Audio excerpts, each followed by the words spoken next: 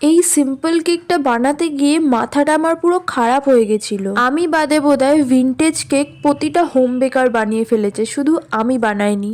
তাই ভাবলাম যে এবার একটু ভিনটেজ কেকটা ট্রাই করা যাক। তার জন্য করলাম।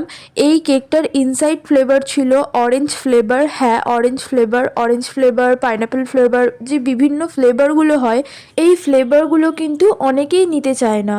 আর হয়তো অনেকে জানেও না যে এরকম এরকম ফ্লেভার হয়ও। যারা হোমমেড কেক খেতে পছন্দ করো, বা আমি এটা সবার ক্ষেত্রেই বলছি, তোমরা প্লিজ একবার বিভিন্ন chocolate, red velvet and vanilla, এই তিনটে ফ্লেভার ছাড়াও অন্যান্য ফ্লেভার ট্রাই করে দেখো। আশা করি খুব ভাল লাগবে।